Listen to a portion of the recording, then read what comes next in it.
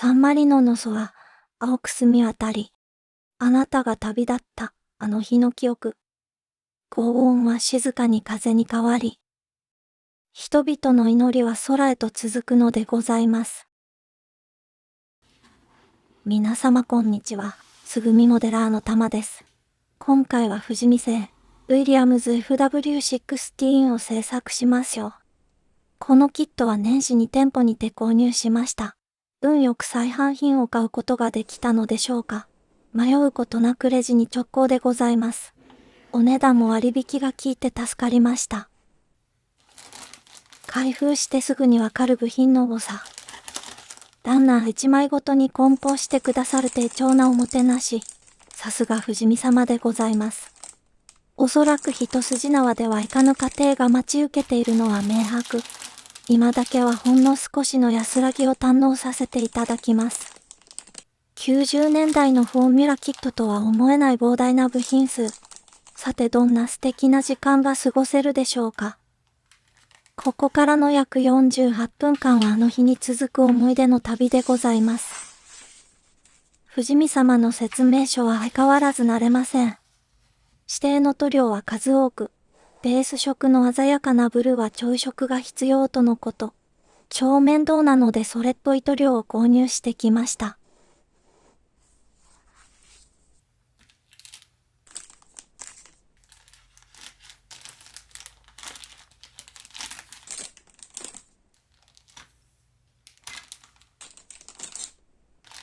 いやいや、多すぎやろ。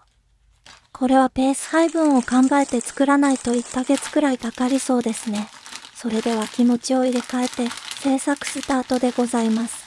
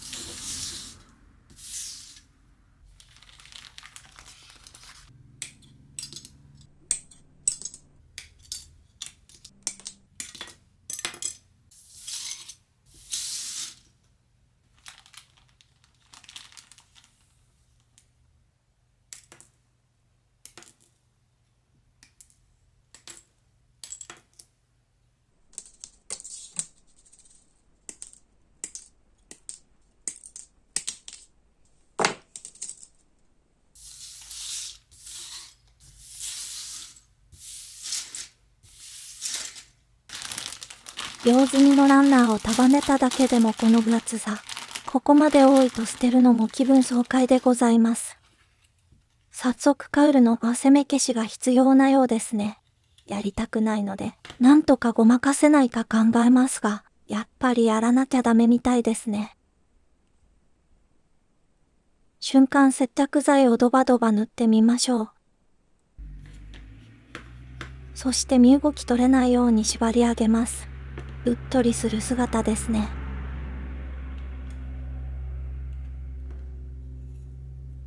仕上げに先端も挟み込む所業。解放したのもつかの間、息もつかせぬまま研磨。これは良い仕上がりになりそうですね。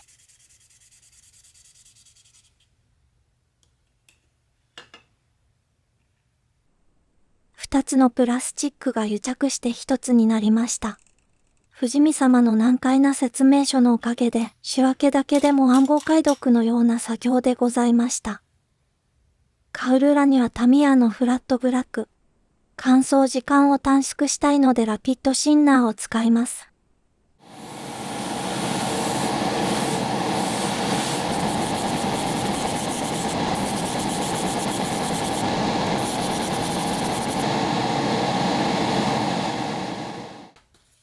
しばらくの間は汚れ防止にマスキングしていただきます。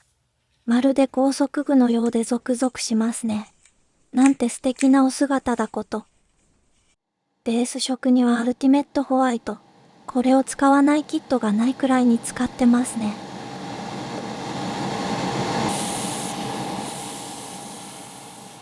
白カウルに白を吹く嫌がらせのような工程。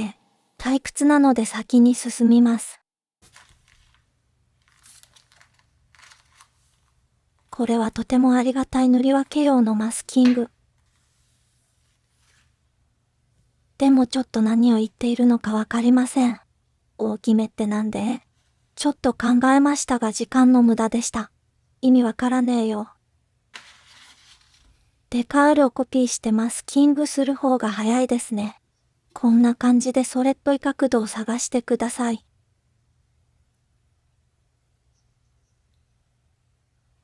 多少ずれても大丈夫。あなた以外誰もそんな些細なこと気がつきません。まだまだ先は長いので、あまり神経質になると模型ノイズに飲み込まれてしまいますよ。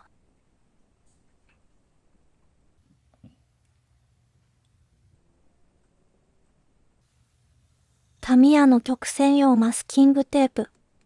カーモデルには一番細い 2mm 幅があれば大丈夫。使い切る頃にはきっと数年経ってますから。この角が鬼門。時間が経つとマスキングが浮いてきます。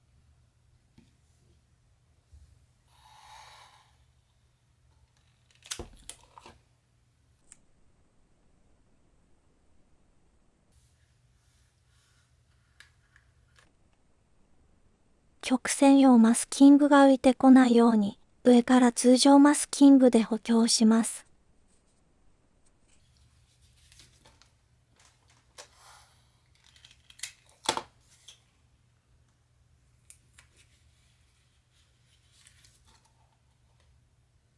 世界マスキング選手権に呼ばれる日も遠くないですね。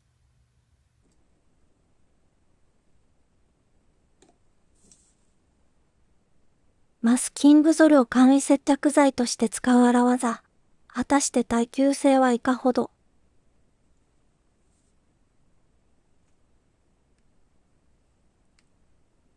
夜明けまで持ってくれると良いのですが。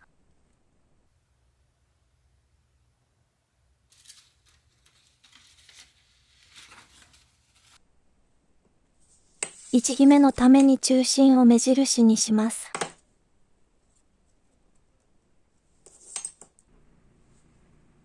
アンテナの穴に合わせると完璧ですね。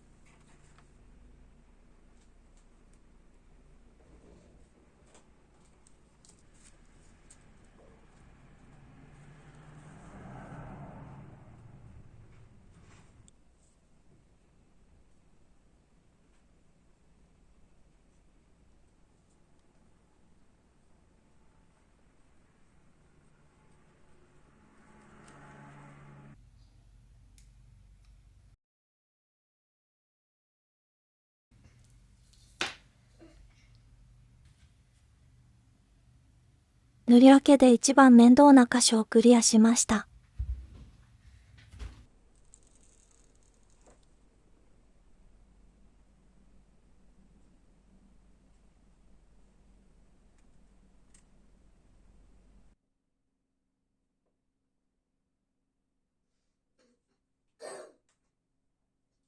ラインさえ引いてしまえばマスキングを貼るだけです。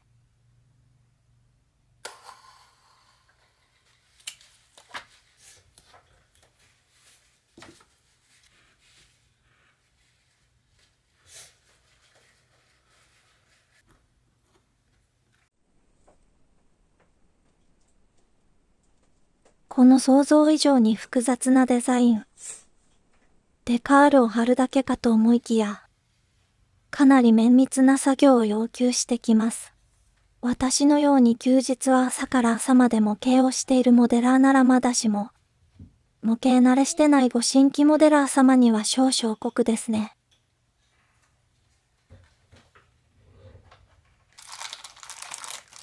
最近はマスキングの消費量が半端ございません。球体にすると地球を超えてしまうかもしれませんね。塗装するまでの道のりが過酷すぎて笑えます。カニ光線と見まがうほどのブラック労働でございました。フィニッシャーズのブライトブルー、ウィリアムズのブルーに近いそうです。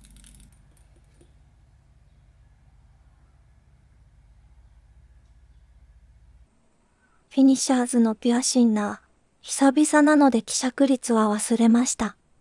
まあ適当でも大丈夫です。模型って難しく考えると疲れますからね。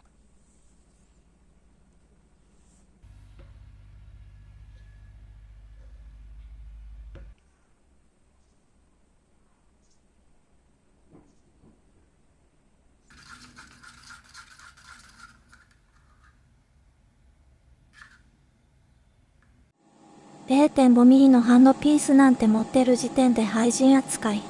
ガントリガーがお気に入り。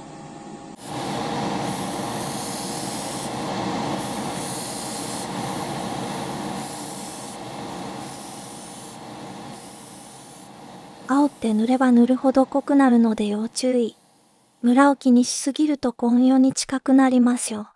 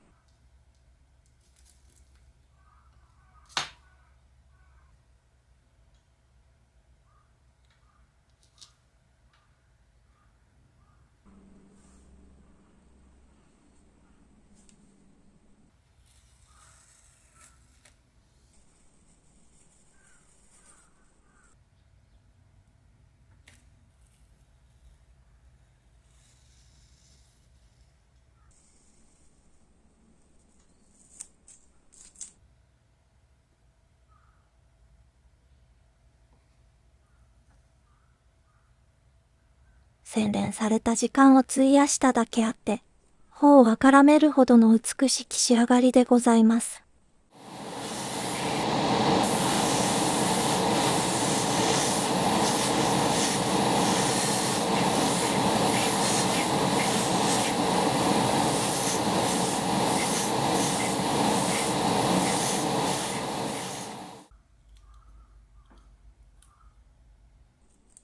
ルノー製 3493cc V10。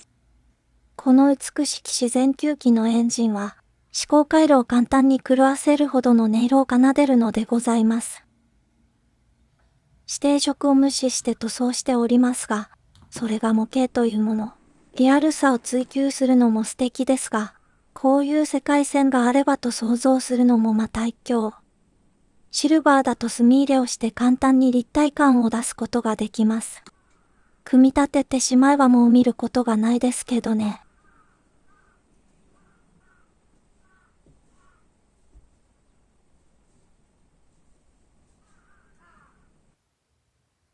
ここなんてコクピット裏になるので、塗ってもマジで意味がないのでございます。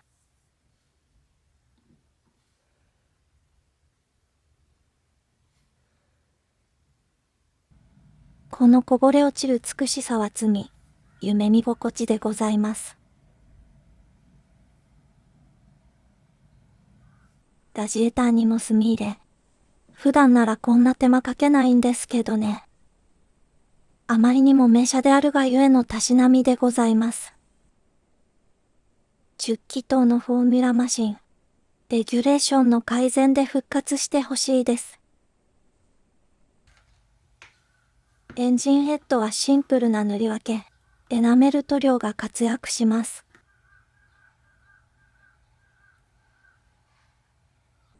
ここにも墨入れ、一撃でかっこよくなります。使用済みの爪楊枝すら捨てれない貧乏症。もちろん口には入れてないですよ。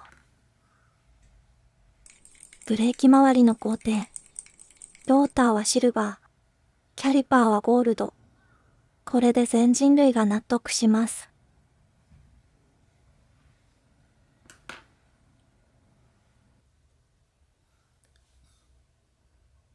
このキットの最難関はホイールでございます。リムに貼るイエローのラインデカール。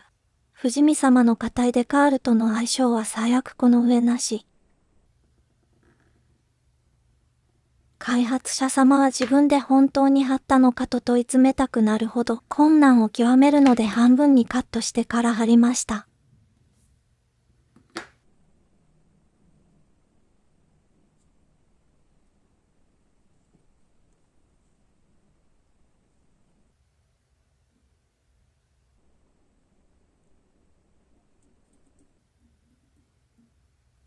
ホイール4本貼るのに2時間はかかっています。うまくマスキングできれば塗装の方が良さそうですね。ドライヤーも駆使します。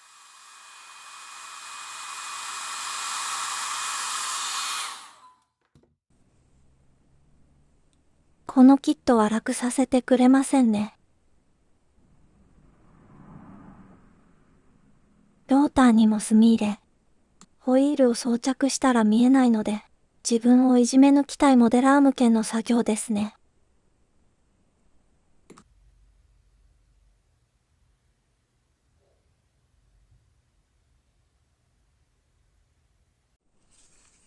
乾燥機で24時間経っていただきました。いよいよカーモデルっぽくなってきましたね。塗り分けた境界線に塗料の段差があるので、少し研磨してみましょう。使用済みの紙やスが活躍します。4000番はどこかな？また仕事させてあげますよ。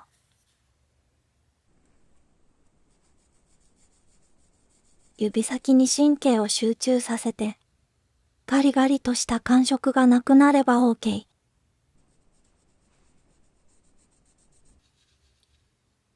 常に水を切らさないように、ヤスリを水に浮かすように研磨していただきます。追い込むとろくなことがないですよ。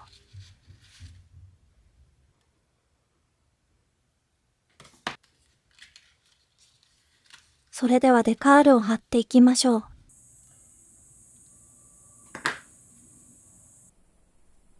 しょっぱなからこの難易度。インダクションポットが邪魔で台紙を抜くのが困難。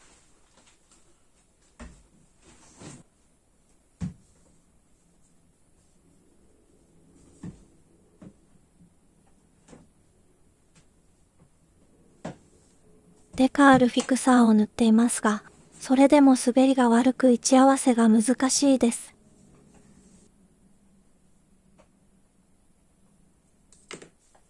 いじりすぎてデカールに亀裂が入ってしまいました。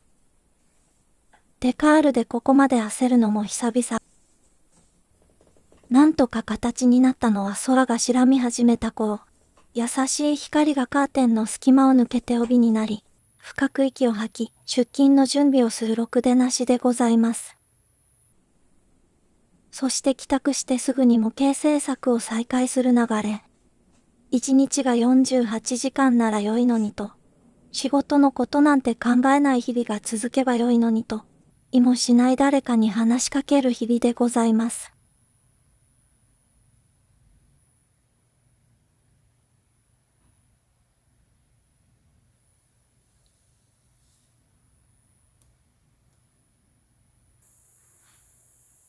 ロスマンズカラーは白と青がきらめく朝露。疾風のごとく駆け抜けた日々。勝利の金色。悔しさの金色、永遠の金色。すべてを包むあの色彩。その姿はあまりにも美しい。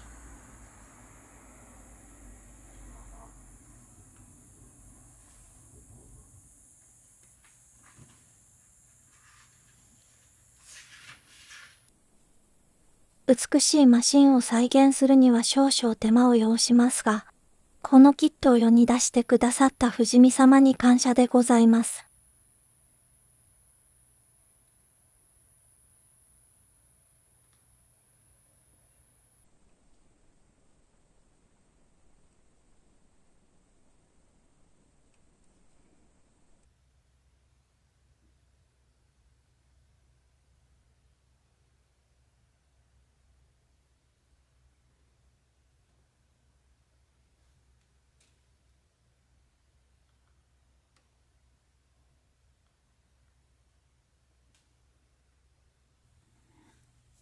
長く伸びる青い光のようなライン。一気に彼のマシンに近づいた気がします。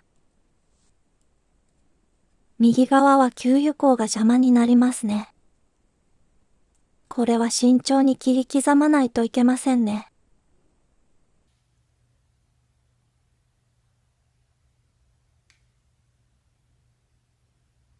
ロスマンズがタバコだと知った時を思い出します。法律上吸ってはいけない年齢でしたが、その格好良いデザインがどうしても欲しかったので、部屋に箱を飾っておりました。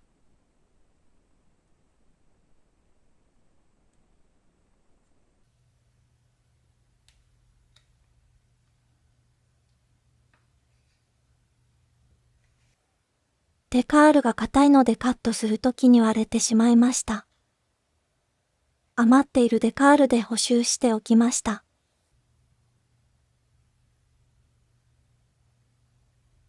給油口は軟化剤を長時間つけて密着させました。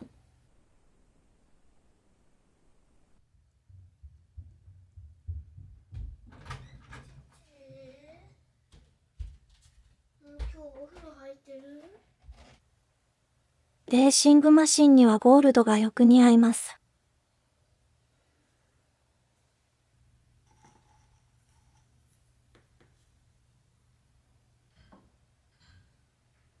ルノーといえばやっぱりサンクターボ。一度だけ街中で発見したとき、あの後ろ姿に見入ってしまいました。フォーミュラの世界でメジャーなエルフ。エルフにはブルーがよく似合いますね。1994年だけのナンバー2。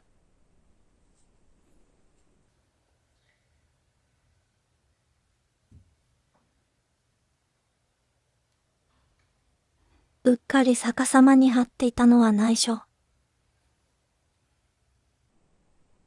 マニエッティマレリはレースではおなじみのスポンサー。何度このデカールを貼ったことでしょう。セガフレードはイタリアのボローニャに本部を置く大手コーヒー焙煎メーカー。都会にはコーヒーショップがあるみたいですね。田舎者なので見たことないですけど。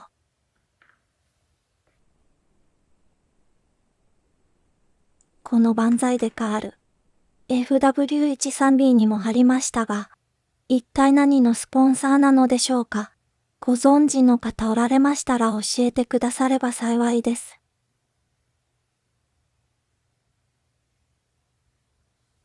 わーい。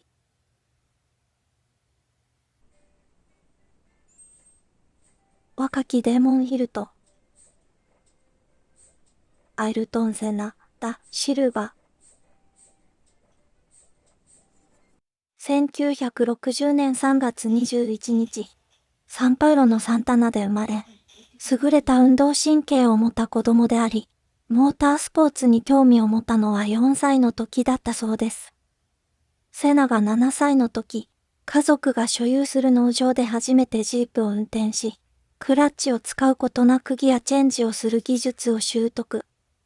セナが13歳の時、インテルラゴスサーキットで初めてレーシングカートの競技会に参加。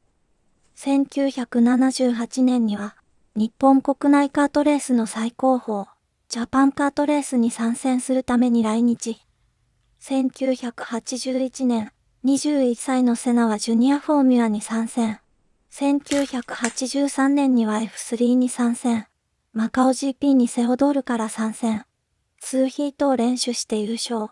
この年のマカオグランプリの予選でセナが記録したタイムは、1990年に8記念とシューマッハが更新するまで、7年にわたりコースレコードだったそうです。そして1984年にはついに F1 に参戦。10年という長い時間をフォーミュラ1で戦うことになるのです。34歳という若さで時が止まったあなた。私はとうにあなたの年齢を追い越してしまいました。なのに今でもずっとあなたはあの姿で、私は当時の子供のままの精神力。見た目は大人、頭脳は子供という名言が日本にはございます。まさか自分で自覚する時が来るとは。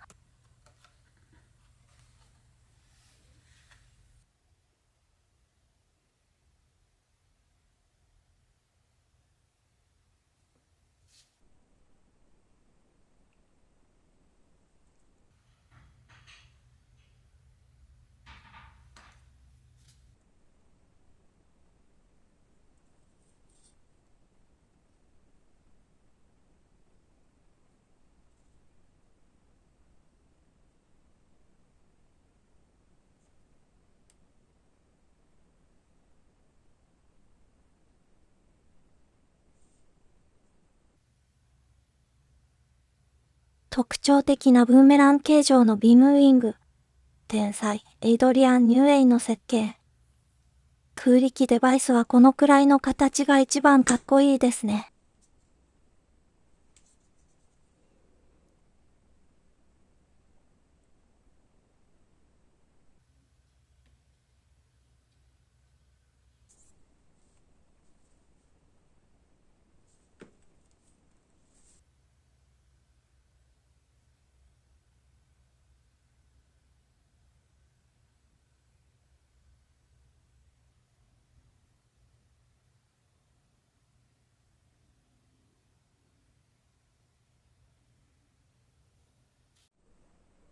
デカールの尺が足りなかった箇所や、割れた箇所を補修しておきましょう。塗料を原液のまま塗っていますので、結構濃いですが気にしません。こんなところに気がつく人は私の動画なんて見てません。今回もデカールフィクサーとマークソフターを塗りまくりましたので、それはもうベタベタのギットギトでございます。ですので今のうちに濡れティッシュで拭き上げましょう。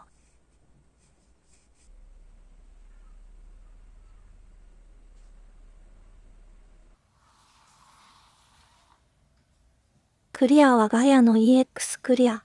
気がつけばストックがなくて冷や汗かきました。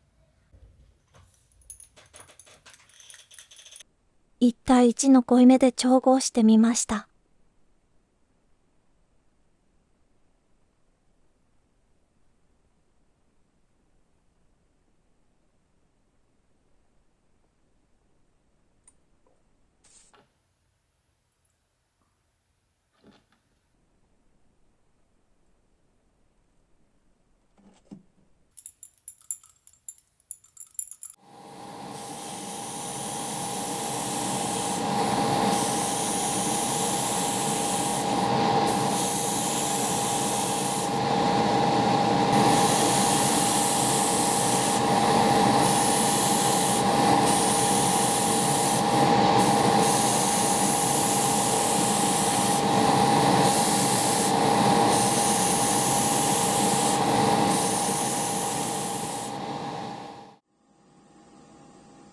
パッと見では綺麗ですが、全く洗練されていない盆作感が拭えませんね。完全乾燥したら磨き上げて差し上げます。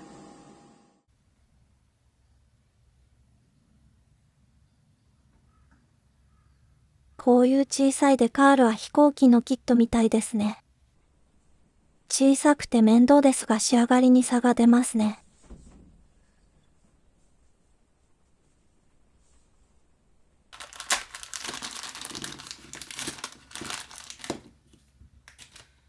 タイヤは当時のフォーミュラらしく、ムチっとしたフォルムがとても素敵。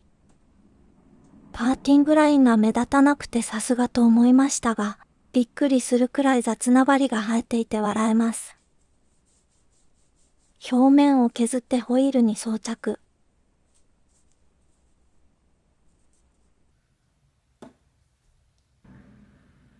水転写式のタイヤマークが一番安心ですね。塗装ができるステンシルも欲しいのですが、いまいちどれが良いのかわからない上に、案外お値段がするので諦めてございます。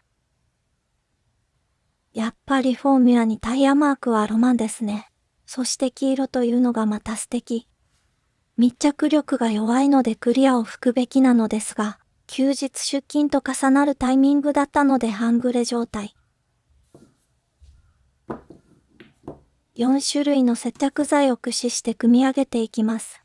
プラモデルは接着剤によって難易度が変化します。すべてのパーツを1種類の接着剤で組み上げるのは困難。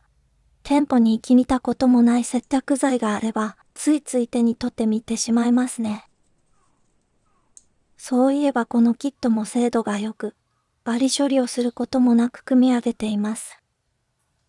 フォーミュラ特有の細いロッド類でさえ、美しく交差する様式美を感じます。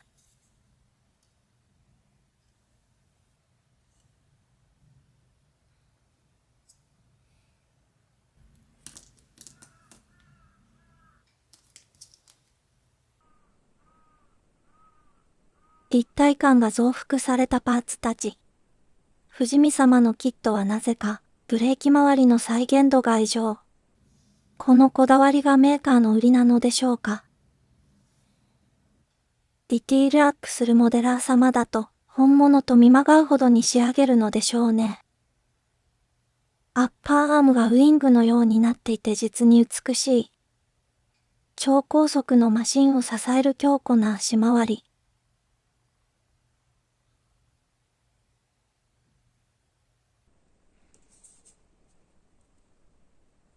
ほんのりと焼き色をつけたエキゾースト。指定色は普通のシルバー。見えなくなるので自己満足でございます。こんな感じの塗料を調合しています。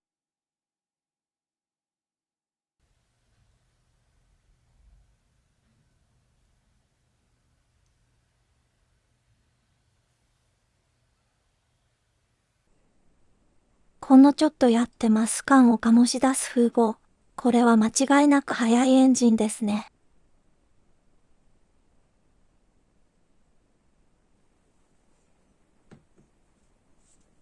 春の強風が吹き荒れる庭で強制乾燥。翌日に研ぎ出せるのは EX クリアのおかげでございます。4000番で波打つとそうめんを平坦にします。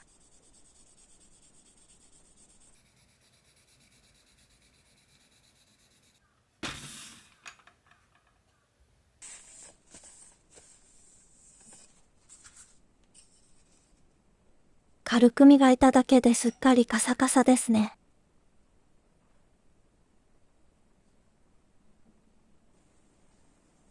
6000番でデカールの段差を消すまで追い込みます。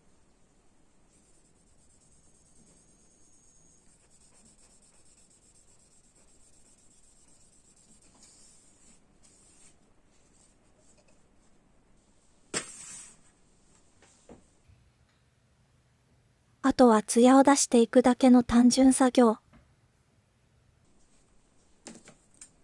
8000番で映り込むまで磨きます。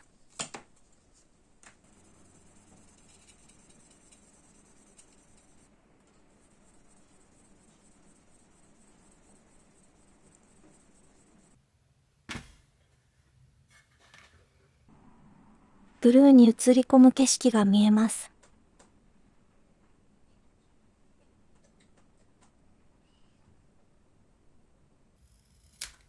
10000番で全てを映し出す鏡にしてあげます。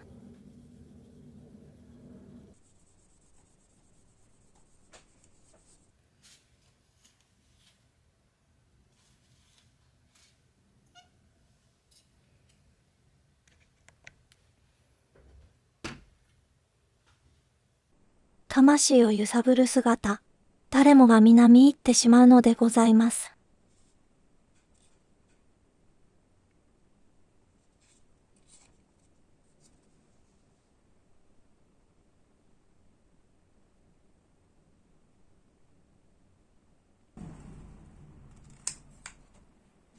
いつぞやにも経験した一体成形のウィング。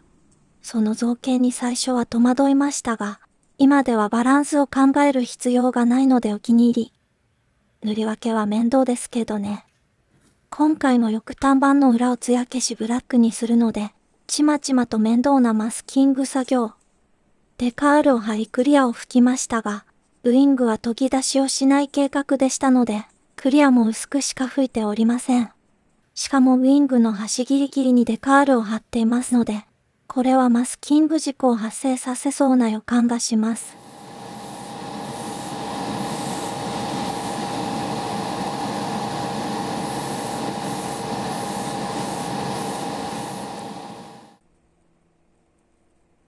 低粘着マスキングの本領発揮ですね。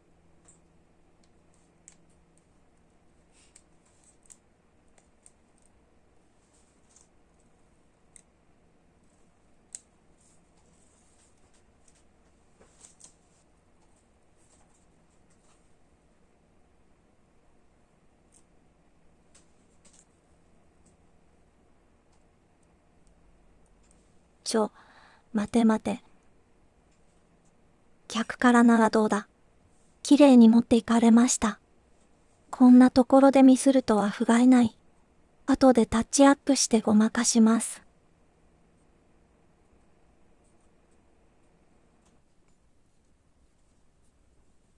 先端部分はさっと拭き取ると良い仕上がりになります。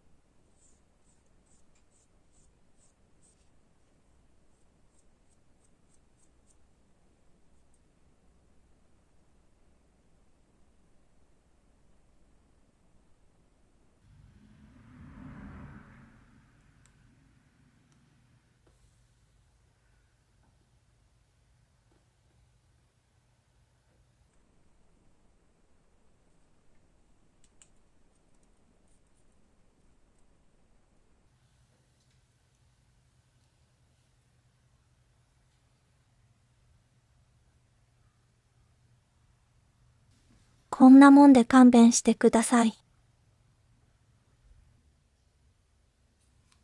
セラミックコンパウンド。水滴ですら流れ落ちる艶を生み出します。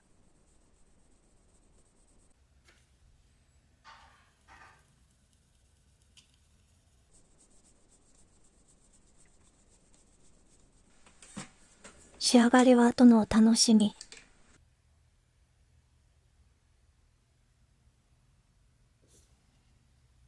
インダクションポット内部を艶消しブラックで塗ります。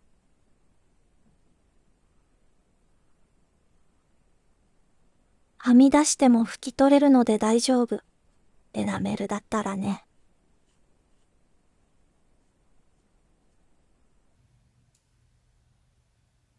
給油口もやっと装着。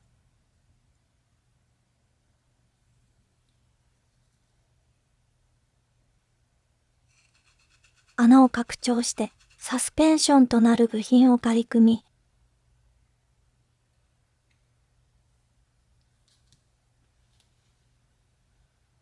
サスアームを組んでいくのですが、塗装の厚みが原因でうまくはまってくれません。サフレスですし塗装は薄めのつもりだったのですが、やっぱり仮組みしないとダメですね。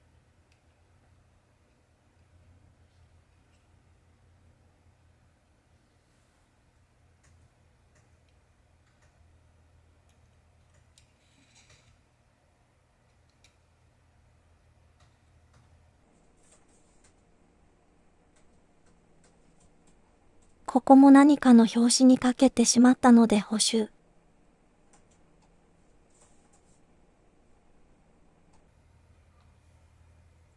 フロントウイングの組み立て。ハイグレード模型用セメダインが活躍します。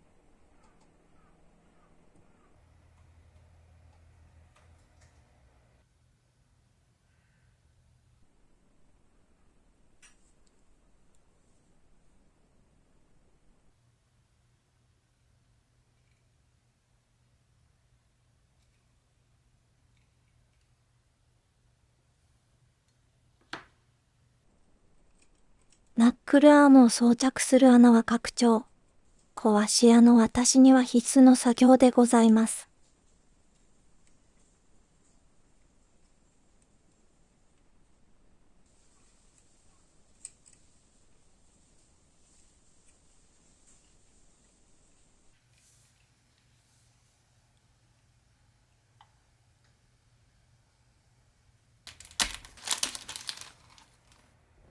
クリアパーツは2つだけ。変わった形の Windows スクリーン。ここだけ洗練されていないデザインに感じます。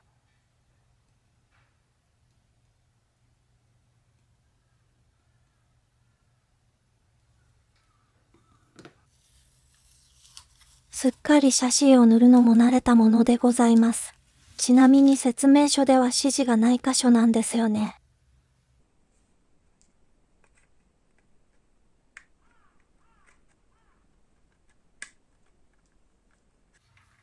歪むこともなくチリぴったりです。エンジンはほんの少し左右に揺れますが、目視で位置決めしても大丈夫なレベル。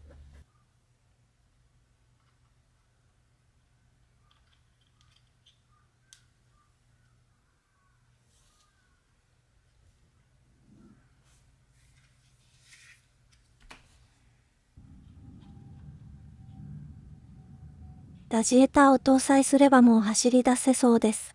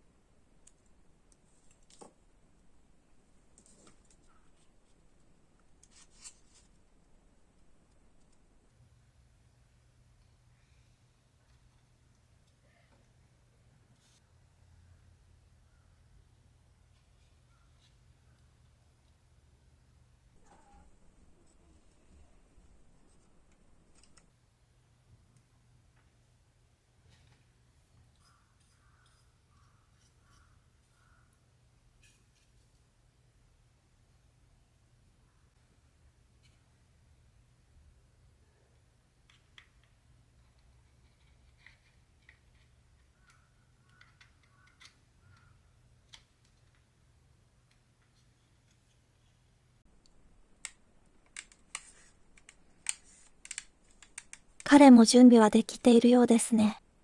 それでは私もそろそろ準備しないといけませんね。時刻は夕暮れ。